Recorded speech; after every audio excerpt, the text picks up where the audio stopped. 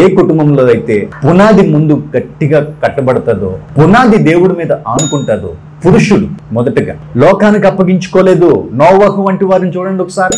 లోకమంతా ఒకటి, నోవాహు మాట మాత్రమే ఒకటి. ఆమేన్. లోకమంతా నవ్వుతున్నారు నోవాహుని చూసి. నువ్వు మందిరానికి వస్తున్నా నిన్ను కూడా నవ్వుతారు. నాకు తెలుసు ఆ విషయం. నవ్వితే నవ్వుకున్నారు. తెలుగులో ఒక సామెత ఉంటుంది, నవ్వేవాడి చేను పండిపోతుందని. ఆమేన్. నవ్వుకోనివ్వండి, ఏమైనా అనుకోనివ్వండి. కలిసి తాగుతున్నప్పుడు ఎందుకు నవ్వట్లా, కలిసి తిరుగుతున్నప్పుడు ఎందుకు నవ్వట్లా? మందిరానికి వచ్చే తలకే మాత్రం లోకము, పిచ్చి లోకం కదా, సాతాను చేతిలో ఉంటది కదా, దానికి తెలీదు, నిన్ను తెగ నవ్వేస్తా ఉంటది. మీకు అర్థం కావడానికి ఇంకొక మాట చెబుతా. పునాదులు ఎన్ని రకాలు ఉంటాయి మీరు చూసారంటే, అడుగు పునాది వేసేవారు ఉంటారు, 10 అంగుళాలు పునాది వేసేవారు ఉంటారు, ఇంకా కొంతమంది 2 అడుగులు పునాది వేసేవారు ఉంటారు. పునాది ఇప్పుడు దీంట్లో అత్యధికమైన అంతస్తులు కట్టే దేంట్లోకి అవుతుంది?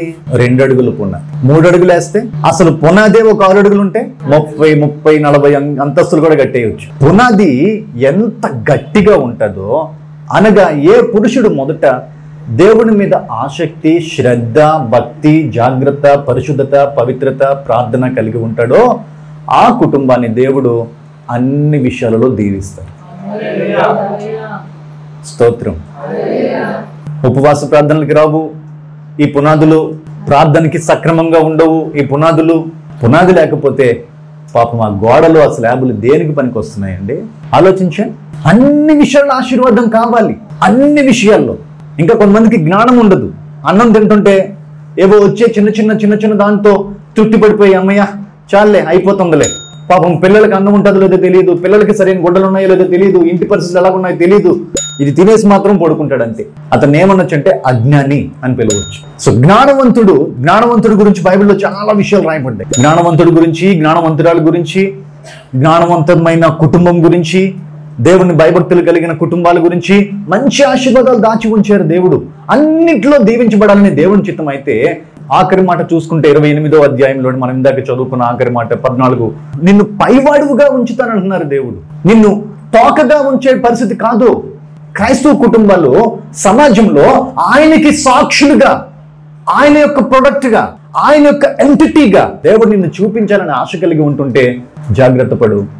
దేవుడు నిన్ను అన్ని విషయాల్లో దీవించాలి అంటే ఇప్పుడు మనం ఏమై ఉండాలనా అర్జున్? శనివారం ప్రార్థనలు ఇంట్లో కూర్చోవాలి. పునాది లేని ఇల్లులాగా మారిపోవద్దు, జాగ్రత్త. పునాదులు గట్టిగా లేకపోతే కుటుంబ వ్యవస్థ కూడా పాడైపోతా ఉంటది. అబ్రహాము దేవుడు చెప్పిన మాటకి ప్రతి దానికి సరే దేవా చేస్తా, సరే దేవా ఉంటా, సరే దేవా మార్చుకుంటా. యథార్థంగా నేను చెబుతున్నా, నాతో సహా నేను ఈ మాట చెబుతున్నా. పుట్టగానే ఎవరు నీతిమంతులు లేరు. పుట్టగానే ఎవరు కూడా వండర్ఫుల్ పర్సన్స్ ఎవరు లేరు. పుట్టగానే అందరూ మంచోళ్ళు అనడానికి ఎవ్వరు ఉండరు. దేవుడే చెప్తారన్నమాట, నీతిమంతుడు లేడు, ఒక్కడు లేడు, దొరకడు.